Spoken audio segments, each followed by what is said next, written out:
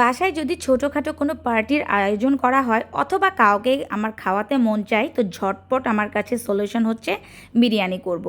আর কতটুকু মাংসে কতটুকু চাল দিয়ে কতটুকু বিরিয়ানি রান্না করলে কতজনকে খাওয়াতে পারবো সেই মেজারমেন্টটা যদি জানা থাকে তাহলে তো কোনো কথাই থাকবে না। তো একেবারে ফুল একটা মেজারমেন্টে দিয়ে দিব আমি কতটুকু মাংসে কতটুকু চাল দিয়ে কতটুকু বিরিয়ানি করলে কতজনকে খাওয়াতে পারবেন। আমি এখানে নিয়েছি 2 কেজি গরুর মাংস, একেবারে হাড় চর্বি সব কিছু সহ। আর আমি আজকে চাল ব্যবহার করব এখানে 1.5 কেজি। তো 3.5 কেজি বিরিয়ানি আমি চোখ বন্ধ করে কিন্তু 18 থেকে 20 জনকে খাওয়াতে পারবো। তো আমি এখানে গরুর মাংস একদম কেটে বেছে পরিষ্কার করে পানি ঝরিয়ে নিয়েছি। তারপর আমি এখানে দিয়ে দিয়েছি প্রায় 3 টেবিল চামচ পরিমাণের টক দই। আর আমি এখানে ব্যবহার করছি হচ্ছে এখানে পেঁয়াজ বাটা। আর এই পেঁয়াজগুলো কিন্তু আমি একটু হালকা তেলে সটে করে নিই, তারপরে আধা বাটার মতো করে বেটে নিই। তো প্রায় 1 কাপ পরিমাণে সেই পেঁয়াজ বাটাটা আমি দিয়ে দিয়েছি। এখন দিয়ে দেবো হচ্ছে বাটা মশলা।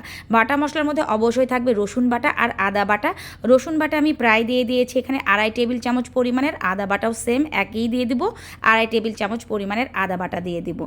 আর এখন ঝালের জন্য দিয়ে দেবো কাঁচামরিচ। সবসময় কিন্তু কাঁচামরিচের ঝালেই আমি বিরিয়ানি রান্না করি। আমি এখানে 18 থেকে 20টা কাঁচামরিচ নিয়েছি। এগুলো আমি অর্ধেক করে এভাবে ভেঙে ভেঙে দিয়ে দিয়েছি। এই ঝালেই কিন্তু একেবারে প্রায় 3.5 থেকে 4 কেজির মতো বিরিয়ানি রান্না হয়ে যাবে। তারপর আমি এখানে দিয়ে দিলাম 1 টেবিল চামচ পরিমাণে টমেটো সস। আর আমি এখানে ব্যবহার করব বিরিয়ানির মশলা। প্রথমে আমি প্যাকেটের মশলা এখানে ব্যবহার করছি শান কোম্পানির। আমি বোম্বে বিরিয়ানির প্যাকেটের মশলাটা নিয়েছি। প্রায় 3 টেবিল চামচ পরিমাণের আমি মশলাটা দিয়ে দিয়েছি। আর বাকি 2 টেবিল চামচ পরিমাণের বিরিয়ানির মশলা দিয়েছি আমি আমার বাসায় বানানো, যেটা আমি স্পেশাল সবসময় বানিয়ে থাকি। তারপর এখানে 1 টেবিল চামচ পরিমাণের আমি গরম মশলা গুঁড়া দিয়ে দিয়েছি, এটাও আমি বাসাতেই বানিয়ে থাকি। ব্যাস মোটামুটি সব মশলা দেওয়া হয়ে গেছে। আর আমি এখানে দিয়ে দিলাম প্রায় 2 টেবিল চামচ পরিমাণের একটু রেগুলার অয়েল। তেল দিয়ে মেরিনেশন করলে কিন্তু মেরিনেশনটা খুব বেশি ভালো হয়। আর আমি এই গরুর মাংসর মেরিনেশন করব যেদিনকে আমি বিরিয়ানি রান্না করি ঠিক তার আগের রাত্রে। আমি একেবারে ফুল ওভারনাইট এটা হচ্ছে ফ্রিজে রেখে দেবো যেন খুব ভালোভাবে মেরিনেশন হয়। আর সেই কারণে কিন্তু আমি এখানে কোনো লবণ ব্যবহার করিনি। আমি লবণ ব্যবহার করছি কখন দেখতে থাকেন। তো একেবারে পরের দিনে কিন্তু সকাল সকাল চলে এসেছি বিরিয়ানি রান্না করব বলতে গেলে।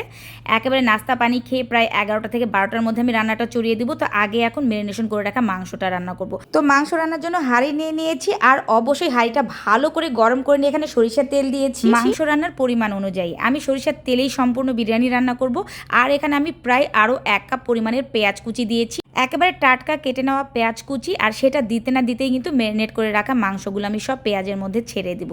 এখন কোনো কিছুই করা লাগবে না, মাংসগুলো ভালো করে এই পেঁয়াজ আর তেলে খুব সুন্দর করে একটু রান্না করে নিব। মাংসটা এমনভাবে আমি রান্না করে নিব মাংসটা যেন একেবারে 80% সিদ্ধ হয়ে যায়, বাকি 20% যেন বিরিয়ানির চালের সাথে সিদ্ধ হয়। তো সেই অনুযায়ী কিন্তু মাংসটা রান্না করে নিতে হবে। তো একদম ভালো করে মাংসটা এখন মিশিয়ে দিব। আমি একটু মশলা ধোয়া পানি দিয়ে দিয়েছি, বলতে গেলে 1/2 কাপেরও পরিমাণের আরেকটু কম হবে। তো একদম ভালো করে নেড়ে চেড়ে আমি আরেকটু সামান্য গরম পানি দিয়ে দেবো। একদম ফুল বলতে গেলে এখন 1/2 কাপের একটু বেশি পানি দিয়েছি। এই পানিতেই কিন্তু মাংসটা রান্না হয়ে যাবে। প্রথমে একদম জোরে জাল দিয়ে নিয়েছি। জোরে জাল দিয়ে নিয়ে প্রায় 10 মিনিট যখন মাংসটা বলক উঠে আসবে তার মধ্যে এখন আমি দিয়ে দেবো হচ্ছে লবণ। আর লবণটাও এমন পরিমাণে দিতে হবে শুধুমাত্র যেন মাংসেই একদম পারফেক্ট হয় এই লবণ। বিরিয়ানির জন্য কিন্তু পোলাওয়ের চাল আবার আলাদা রান্না করা হবে। তো তখন কিন্তু পোলাওয়ের চালের জন্য আবার পারফেক্টভাবে সেখানে লবণ দিতে হবে, আগেই লবণ বেশি দেওয়া যাবে না। তো একদম ভালো করে প্রায় 20 থেকে 25 মিনিটের মতো আমি রান্না করে নিলাম মাংসগুলো। প্রথমে জোরে জাল দিয়ে, মাঝখানে প্রায় 10 মিনিট আমি একটু ধীরে জাল দিয়ে দিয়েছিলাম, তারপরে আবার ঢাকনা খুলে জোরে জাল দিয়ে এখন আমি একদম মাংসটা খুব সুন্দরভাবে রান্না করে নিয়েছি। আমার মাংসটা একদম পারফেক্টভাবে রান্না করা হয়ে গেছে। এখন আমি ওই চুলাতে পার করে দিব। আর এখন একটা নিয়ে নিলাম হচ্ছে বড় ডেকচি। এটা হচ্ছে কিয়ামের 32 সেন্টিমিটারের একটা পাতিল। এই পাতিলে কিন্তু অনায়াসে 4 থেকে 5 কেজি বিরিয়ানি রান্না করা যায়, মানে মাংস চাল মিলিয়ে। তো হাঁড়িটা একদম ভালো করে গরম করে নিয়ে আমি আবার পরিমাণ অনুযায়ী একেবারে সরিষার তেল দিয়ে দিয়েছি। আর তেলের পরিমাণটাও আমি এমনভাবে দিয়েছি যেন বিরিয়ানিতে খুব একটা বেশি তেল না হয়। খুব বেশি তেল হয়ে গেলে কিন্তু বিরিয়ানি সবাই বেশি করে মজা করে খেতে পারে না। তো যাই হোক, তেলটা গরম হতে না হতে এর মধ্যে আমি দিয়ে দিলাম কতগুলো লবঙ্গ।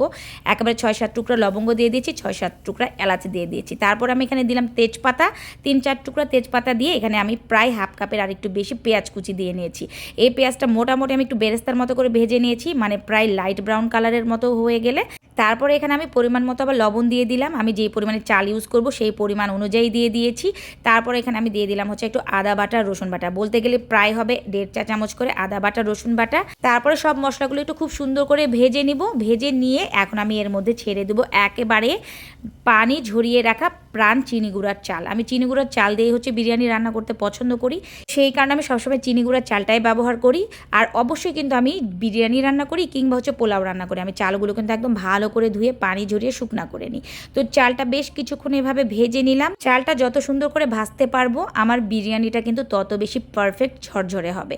তো চালটা যে দেখতেই পাচ্ছেন একদম ব্রাউন কালারের মতো করে ভেজে নিয়েছি। এখন জালটা কমিয়ে দিলাম, কমিয়ে দিয়ে এখন পরিমাণ মতো পানি দিয়ে দেবো। আমি তো আমার আন্দাজ মতো পানি দিয়ে দিই, মেজারমেন্ট বলতে গেলে যতটুকু পরিমাণে চাল দিবেন তার ডাবল পানি দিতে হয়, তবে ডাবল পানি আগেই দিবেন না, যেহেতু এখানে মাংস মিক্স করা হবে, মাংস অবশ্যই ঝোলটোল থাকবে, তো সেই কারণে কিন্তু গরম পানি করে রেখে দিবেন, আগে সম্পূর্ণটা ব্যবহার করবেন না, লাগলে পরে দিবেন।